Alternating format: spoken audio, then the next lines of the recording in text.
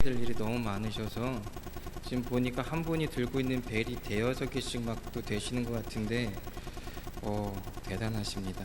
그리고 이 정도 연습하셨으면 교회에서 하시면 안 되고요. 저기 원종 사거리 가셔서 하셔야 돼요.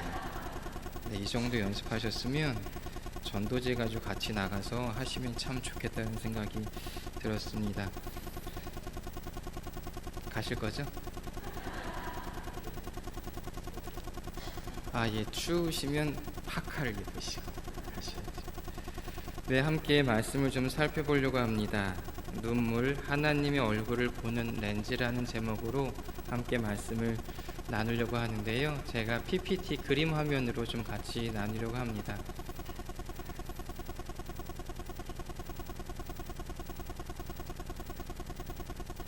오늘 우리가 성경을 읽었습니다. 창세기 12장 1절에서 5절 말씀은 정말로 많이 읽었고 정말로 잘 알고 있는 아브라함의 이야기입니다. 아브라함의 이야기를 좀 살펴보려고 하는데, 하나님이 아브라함에게 이렇게 말씀하세요. 다 떠나라고, 다 두고 떠나라고, 아무것도 없이 톨톨 털어놓고 다 가라고 하십니다. 고향도 떠나라고 하십니다. 친척도 떠나라고 하십니다. 아버지의 집도 떠나라고 하십니다. 땅도 떠나라고 합니다. 그런데 하나님이 지금 아브라함에게 힘들게 하려고, 저주를 주려고, 고통스럽게 하려고 떠나라고 말씀하시는 걸까요? 아니면 축복하려고 떠나라고 하시는 걸까요? 네, 그렇다면 내일 하나님이 아프리카로 지금 재산과 직분과 모든 소유를 다 내려놓고 내일 비행기 티켓을 재산을 다 팔아서 비행기 티켓을 딱 하나 사가지고 아프리카로 선교사로 나가라고 하시면 다 아멘하고 나가실 거죠. 보통 그럽니다. 따님 중에, 성도들 중에 어느 집안의 따님이 사모님이 됐다고 하면 축하한다고, 정말로 복 받았네요, 정말로 하나님의 은혜가 있네요 라고 하면서 나의 딸이 전도사님이 청혼을 해왔다는 이야기를 들으면 버럭 화를 냅니다. 그러시죠? 사모하지 말라고. 왜 사모를 그런 거 하냐고, 힘든 거를. 우리가 성경 읽을 때 참 남의 이야기로 읽을 때가 너무나 많은 것 같습니다.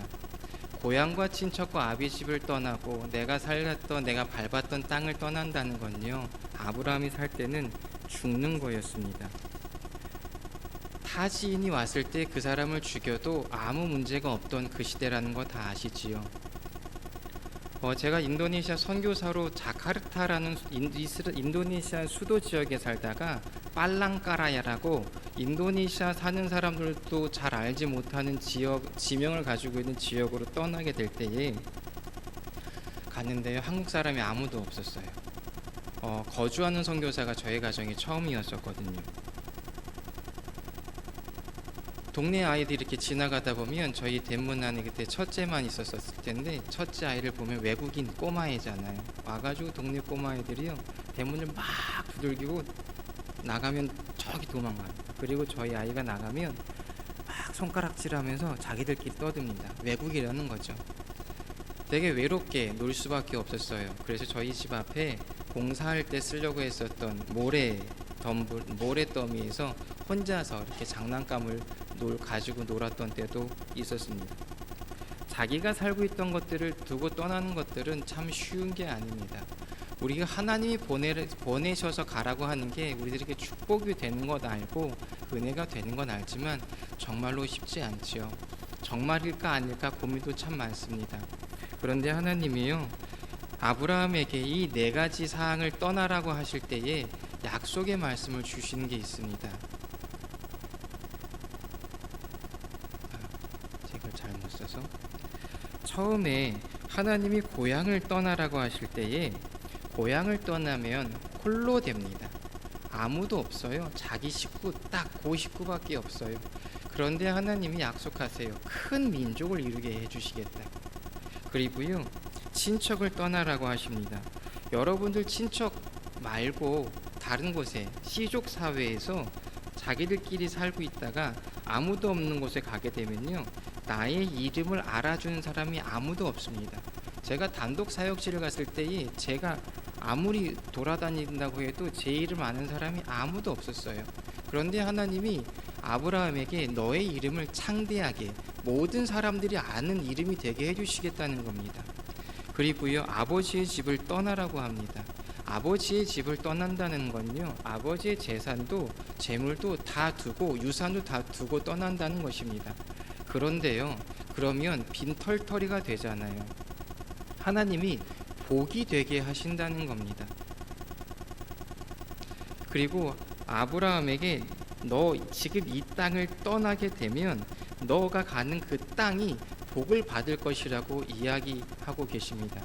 제가 도표로 그냥 한꺼번에 정리를 좀 해드릴게요. 도와주셔야겠는데요. 네. 하나님이 아브라함에게 떠나라고 하는 것은 네가 지금 보고 있는 것을 너의 중심으로 살고 있었던 삶을 다 포기하라는 겁니다. 네 고향을 떠나라는 건요, 너 이제 그 누구도 의지하지 말고 혼자 너만 있으라는 겁니다. 너 친척을 떠나는 것은 알아주는 사람 없이 그냥 없는 곳으로 가라는 겁니다. 아비 집을 떠나라는 것, 유상, 땅, 복 다 포기하고 다 가라는 것입니다. 그런데 하나님이 약속하시겠다는 거예요. 이제는 네가 보는 그런 시선이 아니라 내가 보여줄 시선으로 너의 인생을 바꿔주겠다는 겁니다. 너 혼자인데 너 정말로 많은 큰 민족, 하늘의 별처럼 바다의 모래처럼 큰 민족을 이루어 주시겠다고 약속을 하시는 겁니다. 너 아무도 너의 이름을 아는 사람이 없는 곳으로 가지만 누구나 너의 이름을 알 만큼 창대하게 해주시겠다는 겁니다. 너 받을 땅도 없고 유산도 없지만 네가 그냥 그 땅의 복의 근원이 되게 해주시겠다라고 말씀을 하고 계시는 겁니다. 이것은요, 결국 하나님이 아브라함을 가나안 땅에 보내셔서 회복하고 싶으셨던 하나님의 나라, 하나님의 형상을 회복하시겠다는 뜻입니다. 하나님의 창조의 원형들을 회복하시겠다라는 사명을 주신 이야기지요. 그런데 제가 분명히 아까도 아프리카로 가시라고, 선교지로 가시라고 말씀을 드릴 때에 아무도 못 가시겠다라고 장담하시기가 쉽지 않은 상황이었습니다. 사실 아브라함이 하나님께 들었던 이야기는요, 저주 같은 이야기예요. 그런데 하나님이 그걸 축복으로 바꾸시겠다는 것입니다. 제가 선교사가 어떤 사람입니까? 라고 질문을 받으면 두 가지 문장으로 답을 한다고 말씀을 드린 적이 한 번 있습니다. 교사 세미나 때요. 선교사는요, 나가 죽을 놈이고요, 선교사는요, 빌어먹을 놈이에요. 제가 살아보니까 그렇더라고요. 이 나가 죽을 놈아, 이 빌어먹을 놈아, 혹시 자녀들에게 한번 써보신 적 있으신가요? 아니면 예전에 많이들 들으셨었죠? 부모님들이 자녀들한테 저주하고 화가 났을 때에 악에 바쳤을 때에 내뱉는 욕설입니다.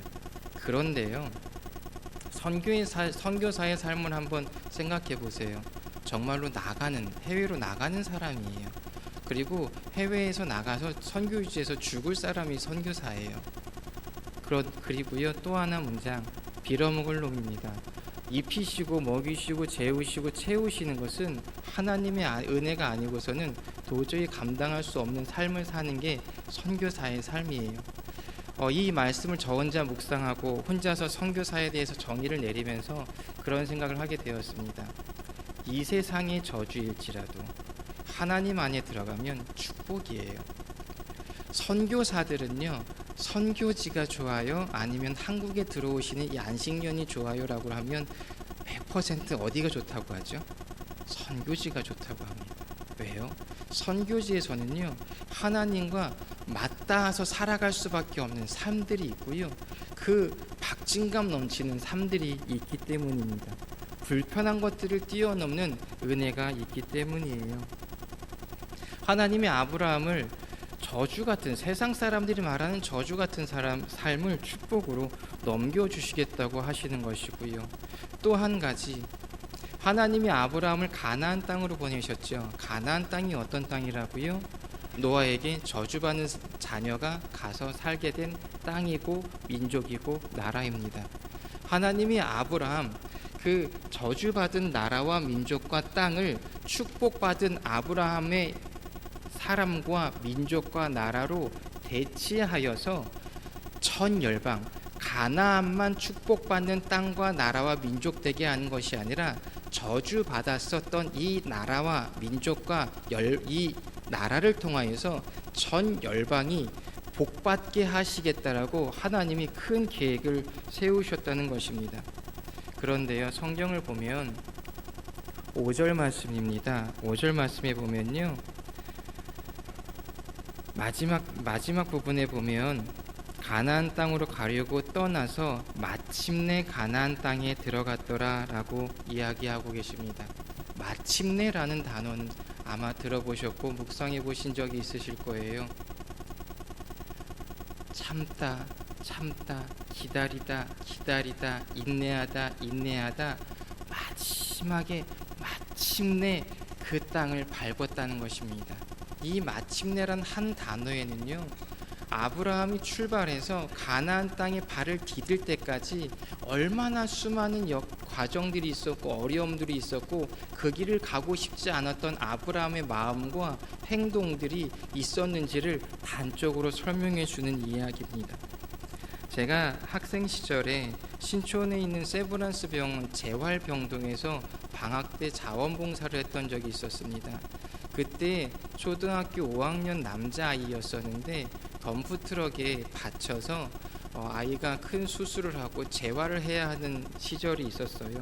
그 아이를 돌보며 이렇게 바라보면서 어머니가 그 아이를 운동을 이제 시킵니다. 옆에를 붙잡고 한 발 한 발 걷는 것부터 시작을 시키는데 출발해서 끝에서 올 때까지 아이가 너무나 힘들게 포기하고 싶어하는 그 마음들이 옆에서 봐도 너무나 힘들어하는구나라는 것이 보일 만큼 힘들어하는 아이가요, 한 발짝 걸어갈 때에 엄마가 옆에서 응원을 합니다. 위로를 하고요, 격려를 합니다.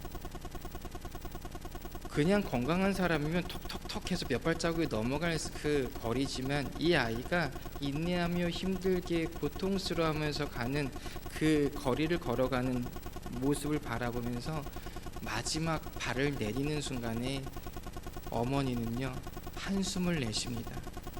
드디어 왔으니까. 하나님이 아브라함을 바라보시면서 마침내 아브라함이 가나안에 도착했다라고 얘기하셨던 거는요, 그 모든 과정, 출발해서 도착하지 과정 얼마나 힘들었을까요? 가고 싶었겠어요? 고속도로도 아니고요, 차로 운전하는 것도 아니고요, 걸어가야 돼요. 식구들 데리고 가야 돼요. 종들도 데리고 가야 돼요. 재물도 데리고 가야 돼요. 가다가 오아시스가 있었으면 거기 살고 싶지 않았을까요? 좋은 상업할 거리가 있었으면 거기서 돈 벌고 편하게 살고 싶지 않았을까요? 그 유혹이 있지 않았을까요? 그 유혹들을 잠깐이나마 유혹에 빠져가지고 멈추고 쉬고 오아시스에서 몇 달 동안 있었을지 모르겠지만 그 모습 가운데서 하나님은 아브라함에게 다시 가자라고 마음을 추스려 주셨겠지요. 다시 부르셨겠지요. 꿈에서라도 말씀해 주시지 않으셨을까요? 그렇게 힘들고 여러 가지 과정을 통해서 도달했을 때에 하나님이 한숨을 내쉬며 안도의 한숨을 내쉬면서 이렇게 말씀하신 것입니다. 아브라함아, 너 마침내 여기에 도착했구나라고요. 제가 중학교 3학년 때 자의반 타의반으로 목사가 되겠다고 서원했었던 적이 있었지요. 그 이후로 약 15년 정도가 흘러서 정말로 목사 안수를 받고요. 목사 안수를 받고 인도네시아에 제가 언어학교에 있었던 시절이어서 언어학교에 제 독방에 제 방에 들어가서 하나님한테 이렇게 얘기했습니다. 하나님, 저 목사 안수 받고 왔어요 라고요. 그때 제 마음에 하나님이 주셨던 그 마음이 무엇이었었냐면 정태야 고마워 라는 마음이었었습니다. 제가 사실 이렇게 별로 착하지도 못하고 성품도 그리 좋은 편이 아니어서 목회자의 길 가는 것, 그리고 교회 안에서 착하게 살아가는 게 너무나 힘들었었습니다. 물론 어른들과 교회 앞에서는 착한 척하면 살아갔지만 제 안에는 여러 가지 갈등이 참 많이 있었어요. 주변의 친구들도 부럽기도 했었고, 그리고 죄 짓는 모습들이 더 좋아 보이고 더 편해 보인 적도 참 많았었습니다. 제가 고3 때 제가 미션 스쿨을 나왔는데 저희 학교 선생님들이 저를 다 아시니까 제가 신학대학 간다고 원서를 썼다는 이야기를 들으시고 한 분 한 분 부르셨어요. 저희 담임 선생님은 정태야, 넌 차라리 육사를 가는 게 낫지 않겠니? 체육 선생님은 정태야, 너 차라리 체육대에 가라, 체대를 가라, 아니면 체육과를 가라. 국사 선생님은 정태야, 너 그냥 사회과학 공부하는 게 낫지 않겠니? 제가 다 뿌리쳤다는 소식을 듣고 물리 선생님이 저를 마지막에 부르셨습니다. 이분의 별명이 2시간이에요. 붙잡으면 면담 시간 2시간이거든요. 정태야, 신학대학 가지 마라. 정말로 신학대학을 정말로 제가 막 우겨대니까 갈 거면 제발 감신대는 가지 마라. 이 2시간 면담을 뚫고 감신대를 갔었습니다. 그리고 그냥 막연한 생각과 꿈을 가지고 신학대학 졸업하고 대학원 졸업하고 인도네시아로 나갔다가 이제 과정을 마치고 목사 안수를 받고 인도네시아에 다시 들어가서 하나님과의 그 첫 번째 대화, 하나님 저 목사 안수 받고 왔어요. 그때 하나님 저에게 주셨던 그 마음, 정태야 고마워라는 마음은 저에게 그런 생각을 하게, 이 말씀을 묵상하게 되었었습니다. 하나님이 제가 여러 갈림길과 많은 갈등 가운데에서도 제가 이 길을 오기를 원하셨었구나. 그런데요, 성경에 이 마태복음 창세기 12장 5절에서 하나님이 마침내 가나안에 도착했다라고 말씀을 종결하셨었지만 그 마침내는요 끝이 아니더라고요. 아브라함에게는요 또 다른 시작의 시험과 어려움들이었습니다. 언제까지요? 아브라함이 하나님 앞에서 최종적으로 마침내의 과정을 밟은 것이 언제였었냐면 이삭을 제단에서 바쳐졌던 그 순간으로 생각을 해보게 되어집니다. 100세에 낳은 아들을 칼로 찔러 죽인다는 게 상상이 가세요? 번제에 대해서 아시지요? 이스라엘 사람들에게 번제는요 죽이고 껍질을 벗겨서 뼈마디 각을 다 뜨고 씻고 내장을 걷어내고 그것을 나무 장작 위에다가 올려놓고 불에 태워 죽이는 게 번제입니다. 하나님이 그 번제를 시킬 때에 아브라함이요 순종을 했어요. 이 순종의 순간까지 아브라함이 얼마나 많은 사고를 쳤습니까? 아내를 누이라고 속이면서 도망도 다니고 비겁한 짓도 참 많이 했었습니다. 하나님이 마침내 이 창세기 22장 16절에서 18절 말씀을 먼저 좀 읽어드리고 진행을 하겠습니다. 창세기 22장 16절부터 18절까지 말씀 보시면 이르시되 여호와께서 이르시기를 내가 나를 가리켜 맹세하노니 내가 이같이 행하여 내 아들 내 독자도 아끼지 아니하였은즉 내가 내게 큰 복을 주고 내 씨가 크게 번성하여 하늘의 별과 같고 바닷가의 모래와 같게 하시리니 내 씨가 그 대적의 성문을 차지하리라. 내 씨로 말미암아 천하 만민이 복을 받으리니 이는 내가 나의 말을 준행하였음이니라 하셨다 하니라. 아멘. 하나님이 네가 내 말을 정말로 준행하였구나, 듣고 순종하였구나, 마침내 네가 사랑하는 아들을 죽이겠다라는 결심을 할 만큼 나에게 순종하는 사람이 마침내 되었다라고 말씀하시는 이 순간까지 아브라함은 얼마나 많은 시험을 경험했을까요? 하나님이 이 아브라함을 얼마나 고난 가운데에서 흔들어 놓으셨을까요? 얼마나 어떤 고난과 어떤 시험과 어떤 역경 가운데서 하나님을 만났길래 이 아브라함은 사랑하는 아들을 죽이면서까지 하나님의 말씀에 순종하겠다라고 결심할 수가 있었을까요? 우린 아직 못하잖아요.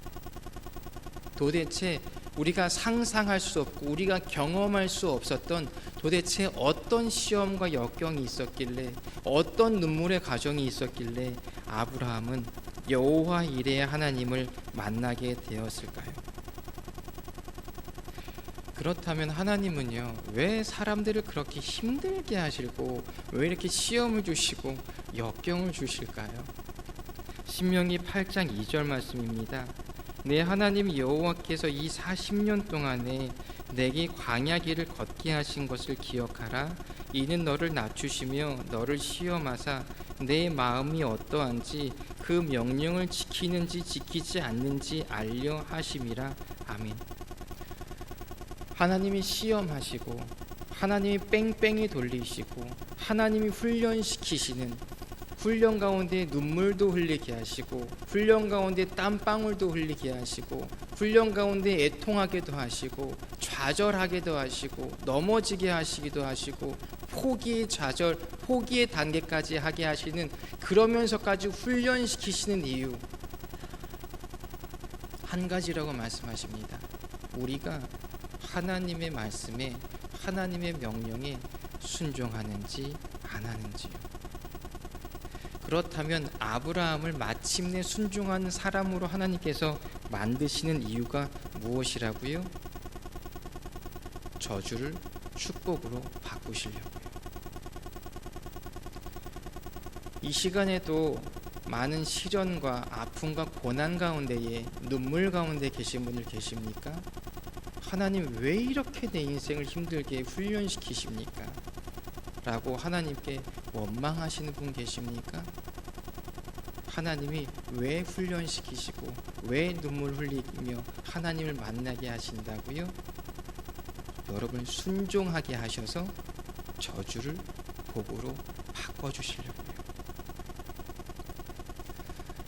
이제 강림절이니까 예수님과 관련된 이야기를 좀 같이 연결해서 말씀을 묵상해 보려고 합니다. 누가복음에 나온 예수님의 족보 관련된 이야기입니다. 예수님은요, 두 가지 사람을 통해서 누가복음에서는 이어지지요. 첫 번째, 세례 요한입니다. 세례 요한의 친척이며 세례 요한보다 6개월 뒤에 태어나고 세례 요한의 사역을 이어서 시작을 하시는, 완성하시는 모습이 예수님의 사역이라고 성경은 말합니다. 그리고 예수님은요, 누가복음에서 요셉의 아들이라고 말씀하고 있어요.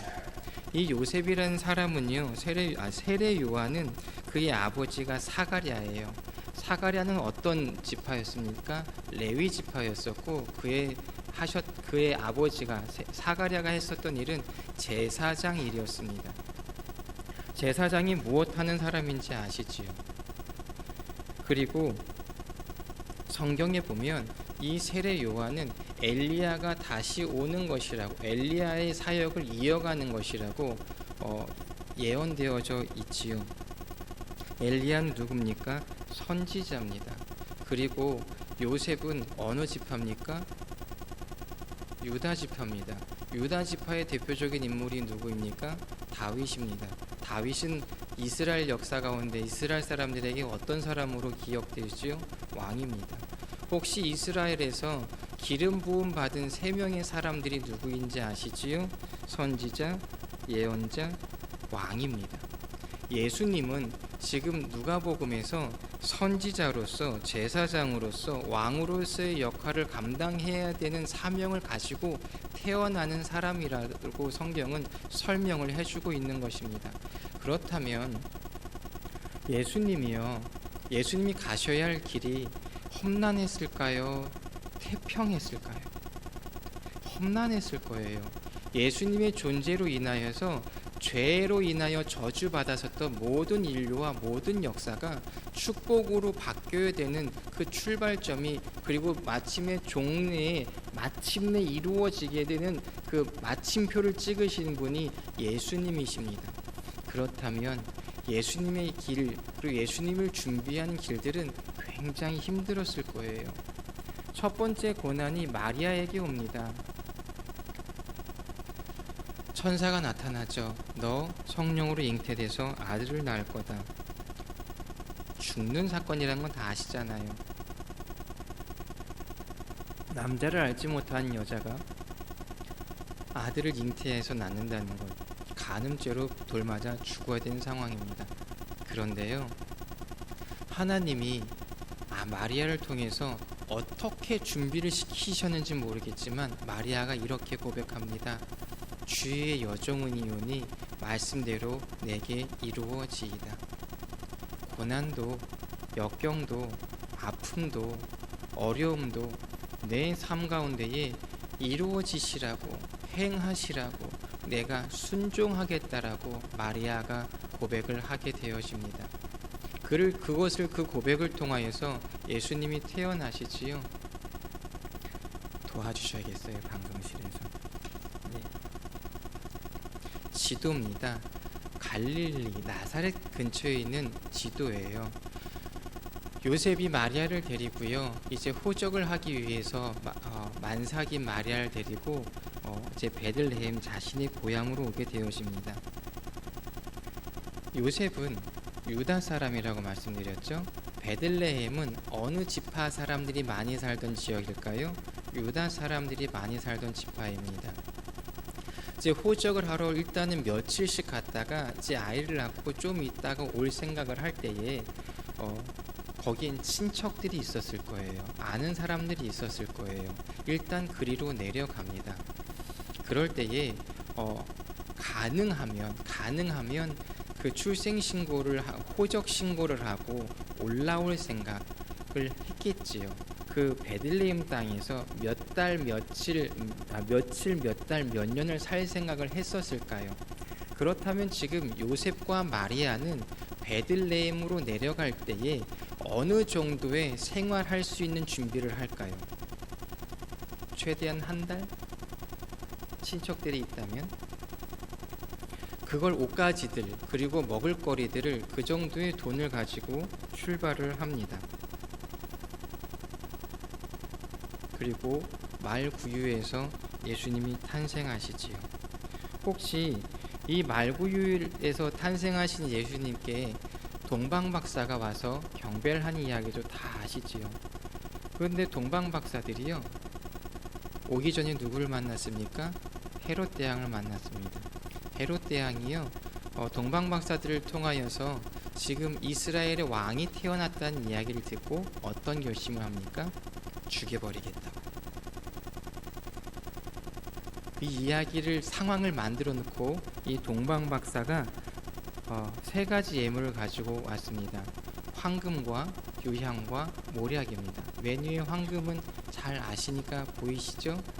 오른쪽이 유향입니다. 그리고 맨 밑에가 모략입니다. 이 예물을 받고 나서 갑자기 요셉은요, 하나님께 이런 명령을 받습니다. 야, 너 지금 헤롯 왕이 다 아이들을 죽이려고 하니까 애국으로 빨리 도망치라. 나라를 건너서 가야 하는 상황입니다. 아까 말씀드렸죠. 갈릴리에서 베들레헴으로 올 때에 옷가지와 먹을 것과 여비들을 어느 정도 챙겼을까요? 왔다 갔다 할 만큼의 여비를 준비했었을 것입니다. 그런데 하나님이 생뚱맞게 갑자기 아이를 낳자마자 며칠이 안 돼서 애굽 땅으로 피신하라는 겁니다. 말이 통했을까요? 물론 거기에도 유대인들이 있긴 했었을 겁니다. 그렇지만 생활 터전이 있을까요? 아는 친척이 있었을까요? 어디 가서 어떻게 살아야 되는지 그 사람이 상상이나 할 수 있었을까요? 그런데 하나님이 무작정 떠나래요. 여러분은 그 순간에서 하나님께 어떻게 반응하시겠습니까? 저라면 하나님을 따질 것 같아요. 하나님, 지금 당신 뭐 하는 거냐고. 내가 성령으로 잉태된 이 마리아까지는 내가 받아들이고 애 출산해서 내 가정을 꾸리는 것까지 내가 참겠는데 당신 지금 나한테 뭐 하는 거냐고. 나 왜 이렇게 힘들게 하냐고 하나님 앞에 따져 물지 않았을까요?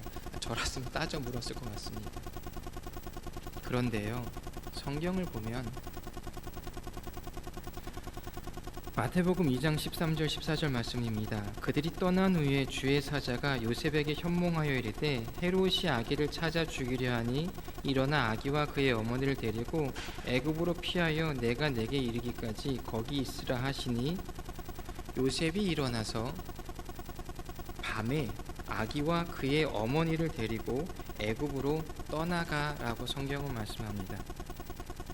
순종했더라고요. 그러면 또 한번 묵상했습니다.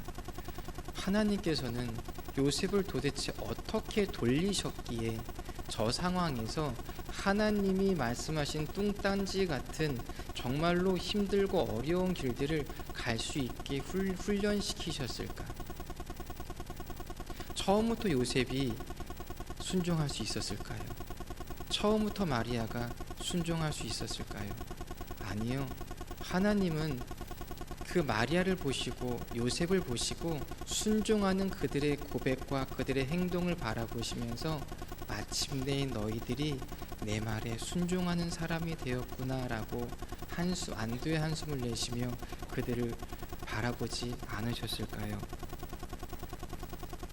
하나님이 마리아와 요셉을 훈련시켜서 순종한 사람으로 만드신 이유가 무엇일까요? 죄의 저주 가운데 있는 세상을 복으로 바꾸시기 위하여 복의 근원 되시고 복이신 예수님을 이 땅에 보내시기 위함이시겠지요. 그러면서 혼자 생각해 보았습니다. 그 사람들은 어떻게 가서 살았을까? 그러면서 제 안에 뚱딴지 같은 질문을 좀 하게 되었어요. 하나님은 황금과 유향과 모략을 주셨는데 어디다 쓰지? 만약에 자기 집으로 돌아가서 쓴다면 황금도 필요할 거고 갖고 갈 수 있고 유향도 쓸 때가 있을 거고 예수님이 마지막을 준비한다고 했었으니까요. 모략도 예수님이 마지막 장례를 준비한다고 이야기를 하니까 쓸모가 있었을 텐데 지금 당장 아이가 태어난 상황에서 출산한 지 얼마 안 된 산모를 데리고 외국으로 지금 도망가야 되는 상황에 뭘 갖고 갈 수 있었을까요? 하나님한테 질문하면서 말씀을 묵상할 때 그것들을 좀 찾아보게 되었습니다. 우리들은 많이 알았습니다. 황금은 예수님이 왕으로 오신 것을 예언해주고 예표한다고요. 그런데 제가 말씀을 묵상하다가 그런 생각이 들었어요. 이 황금은요, 지금 급하게 도망가야 되잖아요. 도망갈 때 뭐가 필요하죠? 돈이 필요해요. 가서 살 거처를 구하려면 돈이 필요해요. 가가지고 필요한 생필품들 사려면 뭐가 필요해요? 돈이 필요해요. 제가 말씀을 묵상하면서 찾았었던 것은 하나님이 황금을 주신 이유는 앞으로 네가 왕이 될 것이다 라는 알려주시는 것이 아니라 네가 지금 나에게 순종하여서 고난의 길, 역경의 길, 눈물의 길을 가야 하는 이 순간에 너에게 필요한 여호와 일의 하나님을 내가 너에게 나타내리라라고 말씀을 해주시는 것 같았습니다. 그러면 유향은 뭘까요? 유향은요, 제가 유향의 효능을 좀 찾아보았습니다. 외상으로 인한 피부 감염으로 궤양을 일으켰을 경우 분말로 만들어 환처에 바르면 유가 조직의 형성을 촉진시키고 통증도 제거된다. 대개 모략과 같이 배합하여 쓰는데 진통 목적이다. 유향은요, 진통 목적의 약성분이라고 합니다. 모략이랑 같이 써야 된대요. 모략을 좀 찾아봤습니다. 모략의 기능을 제가 설명을 읽어드리도록 할게요. 몸과 마음이 허약하고 피로할 때 몸의 기운을 보하고 오장을 튼튼하게 한다. 대변이 잘 나오지 않는 것을 낫게 한다. 어혈 없애고 붓기 가라앉힌다. 복통, 생리통, 염증 등의 효과가 있고 세사를 돋게 한다. 여성의 청결제로서 사용되어진다라고 약효가 정리가 되어져 있더라고요. 유향과 모략은 누구를 위해서 준비된 약이었을까요? 방금 출산한 마리아를 위해서. 사랑하는 성도 여러분, 하나님은요, 요셉과 마리아를 훈련시켜서 하나님의 일에 순종하게 만드시고 저주를 축복으로 바꾸시는 그 경로들을 출발하실 때에 홀로 두지 않으셨다는 겁니다. 아브라함에게 여호와 일에 이삭을 번제로 드리라고 했을 때에 순염소, 뿔 달린 염소를 준비시키셨던 것 기억하시지요? 그 동일한 은혜가 하나님은 요셉과 마리아에게도 동일하게 있었다는 사실입니다. 우리가 살다 보면, 특히 신앙을 가지고 살다 보면 내 삶이 저주받은 사람인 것 같기도 하고요. 고난의 길이기도 하고 눈물의 길이기도 하고 역경의 길이기도 합니다. 그런데 이런 생각을 해보았습니다. 어느 분과 이런저런 대화를 하다가 이런 이야기를 하시더라고요. 하나님은 훈련시켜서 사용하시는데 큰 사람으로 사용하시려면 크게 훈련을 시키시고요. 작게 사용하셔도 되면 작게 훈련시켜줘도 된다는 겁니다. 가끔 가다가 하나님이요, 똑같은 성품들이잖아요. 우리가 조금 착하고 덜 착하고의 차이가 있다고 할지언정 사람들은 누구나 거기서 거기잖아요. 옆에 주변 사람들 보면 하나님이 그냥 대충 고쳐서 그러니까 대충이라기보다 약간 바꿔서 고난 없이 그냥 큰 변화 없이 잘 살게 사용하시는 사람이 있고요. 어떤 사람 보면 정말로 큰 역경과 큰 고난과 큰 아픔 가운데 삶을 뒤집어 엎어 가시면서 정말로 그 삶을 새롭게 만들어 가시는 경우들이 있긴 합니다. 여러분은 어떤 사람이 부러우십니까? 그냥 대충 훈련시켜서 대충 바꿔서 대충 사용하시는 사람? 아니면 처음부터 끝까지 아주 뱃속 깊이까지 하나님이 뒤집어 엎어서 갈아 엎어 가지고요, 새로운 사람으로 만들어 가지고 쓰시는 사람? 마음으로는 생각하셨죠? 마음으로는 그러니까 겉으로 나타난 현상으로는 크게 훈련받은 사람으로 크게 쓰임받고 싶지만 훈련받을 때는 작게 훈련받고 싶은 게 우리들의 욕심 아닙니까? 그런데 아까 함께 읽었었던 말씀을 이렇게 보다 보면 하나님이요, 훈련시키시는 이유는 주님만 의지하며 은혜로 사는 것을 깨달은 자로 새롭게 태어나게 하시려는 것입니다. 하나님이 고난 주시고 순종할 때까지 바꾸신 이유, 하나님만 의지하며 살 수 있도록, 나의 힘과 나의 방법으로 살 수 있는 것이 아니라 오직 은혜로만 살 수 있는 사람, 그래서 순종할 수 있는 사람으로 깨닫게 하셔서 새롭게 태어나게 하시려고 말입니다. 겟세마니 언덕에 예수님이 기도하시는 모습입니다. 마태복음 26장 38절 39절 말씀을 제가 읽어드릴게요. 이에 말씀하시되 내 마음이 매우 고민하여 죽게 되었으니 너희는 여기 머물러 나와 함께 깨어 있으라 제자들에게 말씀하시고 가셔서 조금 나아가사 얼굴을 땅에 대시고 엎드려 기도하여 이르시되 내 아버지여, 만일 할만하시거든 이 잔을 내게서 지나가게 하옵소서. 그러나 내 원대로 마옵시고 아버지의 원대로 하옵소서 하시고 라고 예수님이 고백하십니다. 예수님은 하나님께 훈련 받으셨을까요? 안 받으셨을까요? 받으셨습니다. 예수님은 고난 받으셨을까요? 안 받으셨을까요? 받으셨습니다. 왜요? 예수님도 하나님의 말씀에 순종하실 수 있도록 자신의 목숨을 내어놓는 십자가의 길을 가서 죄의 결과인 저주 가운데 있는 모든 인류를 축복으로 바꾸시려는 하나님의 계획에 순종하시기 위하여 예수님도 이 땅 가운데 계시며 많은 훈련들을 또 경험하셨을 것입니다. 눈물도 흘리셨겠죠. 아픔도 있으셨을 겁니다. 원망스러운 상황들도 참 많이 겪으셨잖아요.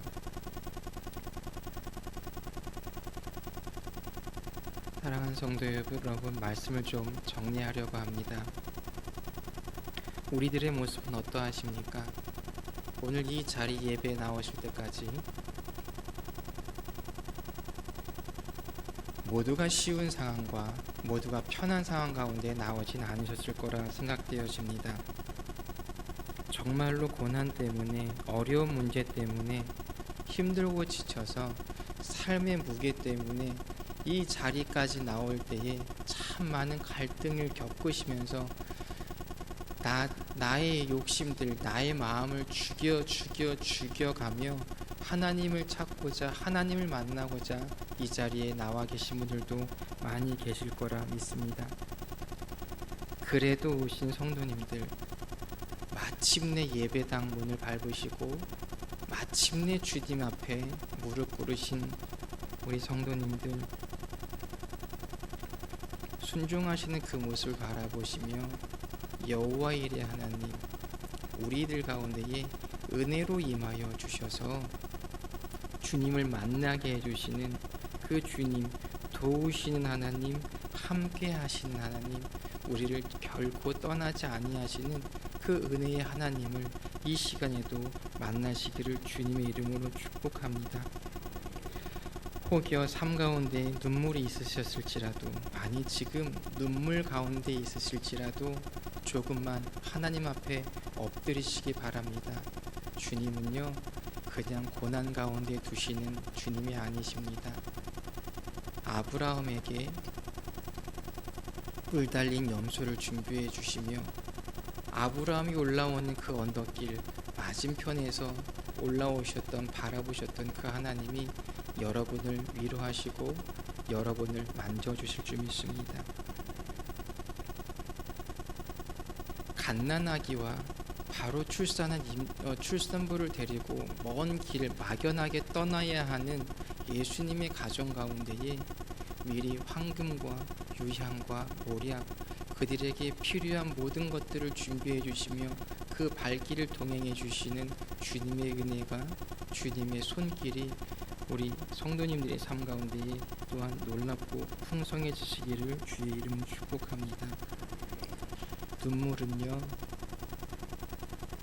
하나님의 얼굴을 바라볼 수 있는 렌즈랍니다. 기도하겠습니다. 하나님, 우리 삶이 때론 힘들고 고난스러워 이 길을 정말로 가야 하는지, 내가 이 길을 갈 수 있을지 버거워할 때도 있습니다. 이게 하나님의 은혜인지 하나님의 저주인지 분간을 못할 만한 상황들도 있습니다.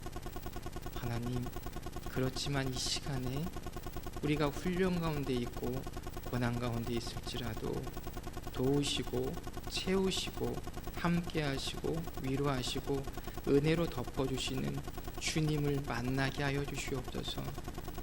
우리의 눈물이 주님을 바라볼 수 있는 그런 렌즈가 되게 하여 주셔서 그 전보다 더 크게, 더 분명하게, 더 선명하게 주님을 만나고 바라보고 경험할 수 있는 우리의 삶의 자리가 되게 하여 주시옵소서. 감사드리며 예수 그리스도의 이름으로 기도드렸사옵나이다. 아멘. 성도의 교제 시간입니다. 이번 주 금요 성령 기도회는